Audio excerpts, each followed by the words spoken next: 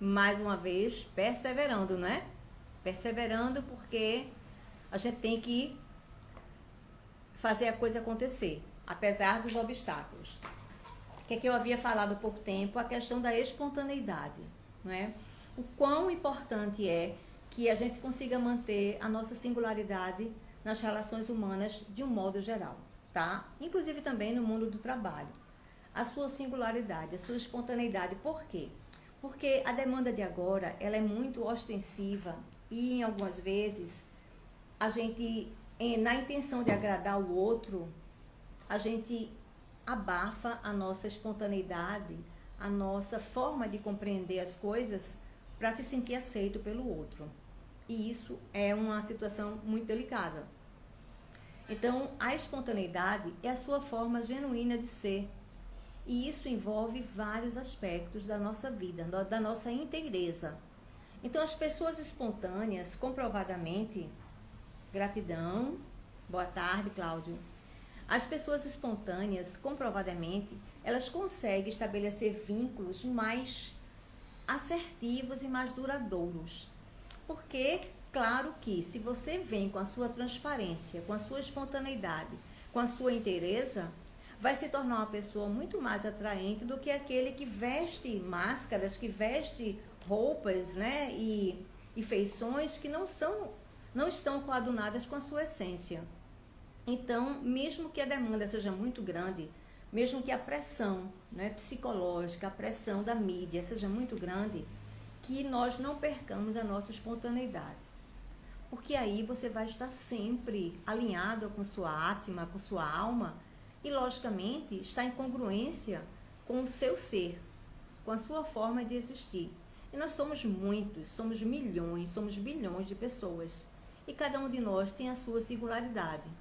A coisa é tão complexa que até os gêmeos univitelinos, eles são diferentes na personalidade, na sua forma de existir. Isso é muito relevante. Então, a nossa proposta é que nós pensemos sobre espontaneidade. Tá? Que mesmo que a mídia, mesmo que as ferramentas tecnológicas nos convidem a outras situações estéticas, não é? Ou corporais, qualquer coisa dessa ordem, que também é bom, mas que isso aí não contamine ou não extraia a sua singularidade, que é um aspecto muito relevante e que algumas vezes, por questões até da insegurança, né, da falta de autoestima, as pessoas perdem nas relações diárias. Perdem isso aí, ficam meio receosas, como é que eu vou lidar com isso, como é que eu vou entrar nessa congruência, como é que eu vou me sentir aceita e acolhida. Não tem problema, gente. Primeiro ponto é você ser o seu eu de verdade. Quem é você? Como é que você se comporta nas relações do seu cotidiano? Isso é muito importante, tá? Eu, no consultório, eu acompanho mais uma linha fenomenológica que me permite, sim, encontrando o cliente ou a cliente num espaço social ou outro, eu possa cumprimentá-lo, possa falar com ele ou com ela e desejar uma boa tarde, uma boa noite, tá tudo bem. Mas existem algumas linhas da psicologia que entendem que se você mantém uma relação extra-consultório com o seu cliente, você pode comprometer o processo terapêutico. Eu não acompanho essa abordagem, eu não entendo assim. Eu acho assim que quanto mais eu sou o meu eu de verdade, mais eu posso contribuir para que o outro também alcance a sua unicidade, o seu eu de verdade. Isso vale nas relações pessoais, nas relações profissionais, nas relações da sua vida com as pessoas que adentram o espaço da sua existência.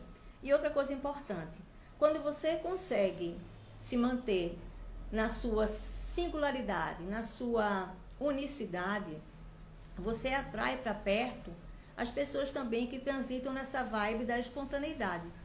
Isso é interessante, tá? A espontaneidade, ela vem para ser uma ferramenta de transparência, de naturalidade, tá? E outra coisa importantíssima é entender que a sua espontaneidade, talvez para algumas pessoas, possa soar não muito agradável. Mas aí a questão não é sua.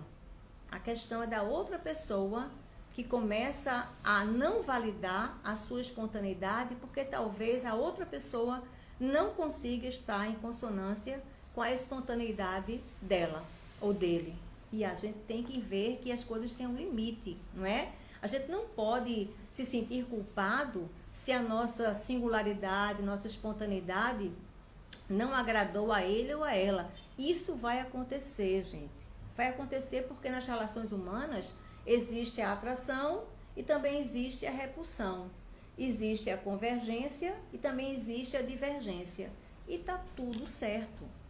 A questão mais complexa e relevante é que você não deixe de exercitar a sua espontaneidade preocupada ou preocupado em não agradar o outro com a sua singularidade.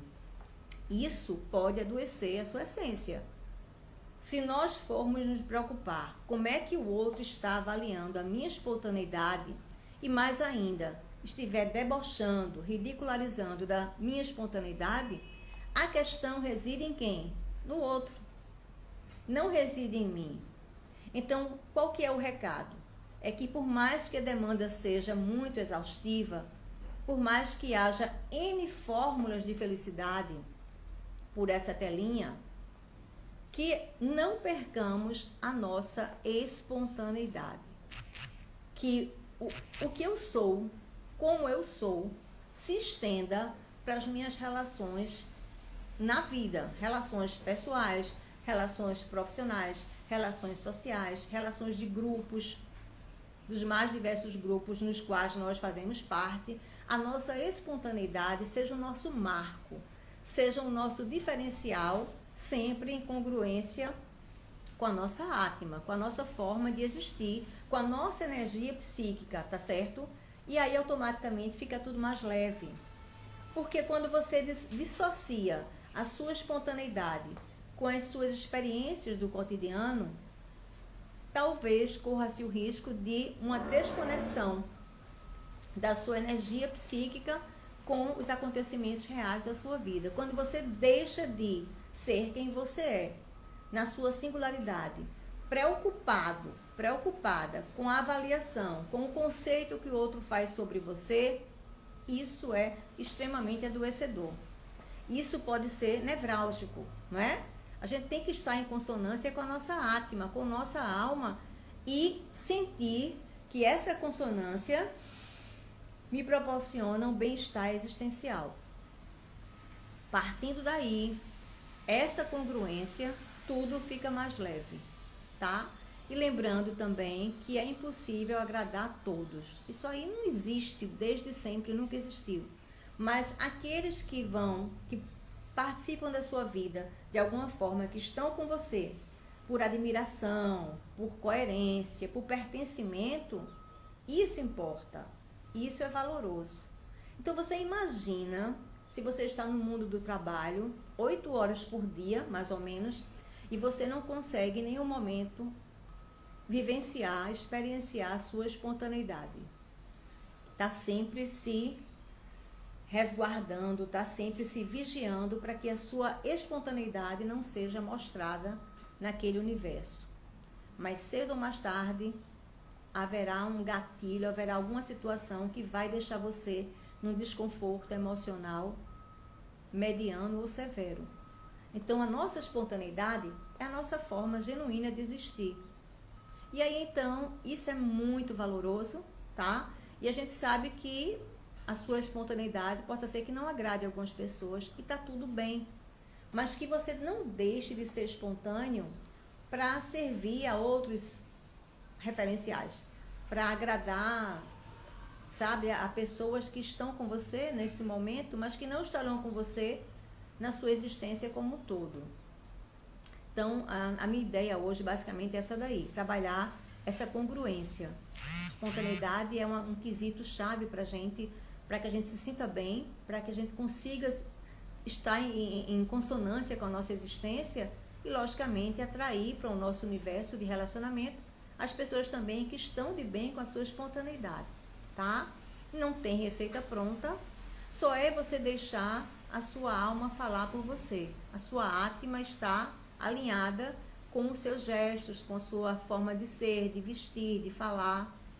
A espontaneidade é um quesito chave, relevante e que nos torna cada vez mais humanos. É quase que um contraponto a essa necessidade de sermos muito técnicos, muito iguais, muito robotizados. É o avesso. É quando você consegue, apesar de toda essa demanda de informações, de critérios, de valorização, você está sempre em consonância com a sua essência, com a sua alma. Isso deixa você mais leve, os pensamentos fluem melhor, não é?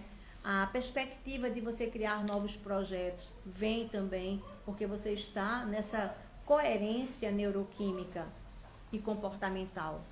Você mantém a sua espontaneidade. Pensa sobre isso. Pensa se de fato você tem conseguido ser uma pessoa genuína, se o que você fala, como você fala e o que você faz está em consonância com a sua essência interna, com a sua essência psíquica, se as suas emoções também estão sendo bem experienciadas e demonstradas. Não perca a sua singularidade por ninguém, porque isso tem um valor assim precioso, é um tesouro, não é? E muitos de nós se deixam levar por referenciais de outras pessoas e perde esse bem tão sagrado que é a singularidade, que é a espontaneidade. Então, a espontaneidade é um caso de amor de você com você mesmo. E esse caso de amor, ele intenta ser um amor eterno, tá? Então, é essa a ideia. Vamos sempre ficar avaliando no sentido de eu estou conectada com o meu eu de verdade, eu estou sendo eu mesma. E se não estou conseguindo ser eu mesma, o que é que me impede de ser eu mesma? Tá? A gente tem que pensar sobre isso sempre, hoje, amanhã e depois, HAD, hoje, amanhã e depois, para que tudo flua, para que tudo conspire para o bem-estar psíquico, gente. Eu prezo muito por essa questão, porque infelizmente as pessoas estão desencontradas psicologicamente, estão desenergizadas, estão em conflito, estão deprimidas, estão, sabe, down. E a nossa existência é uma mágica, é uma magia. Então, o momento de agora é um presente. E por isso tem esse nome de presente. E para que ele fique sendo um presente que tenha sempre muito brilho, muita viscosidade, né? Muita energia, muito glitter, a gente tem que estar em consonância com a nossa essência, com a nossa átma, tá? Então, não abram mão da espontaneidade de vocês, porque os outros são os outros e são milhões. O ideal é que você esteja de bem com você e que sua forma de ser, seu jeito de ser, como bem mencionou Carl Rogers, atraia pessoas também que partilham das suas formas de ser também, da sua singularidade. E aí tudo fica mais leve, fica mais agradável, fica mais prazeroso. Viver uma arte necessita cuidado e inteireza. E que a gente não perca isso na nossa experiência por aqui, no planeta azul. Tá bom? E é isso.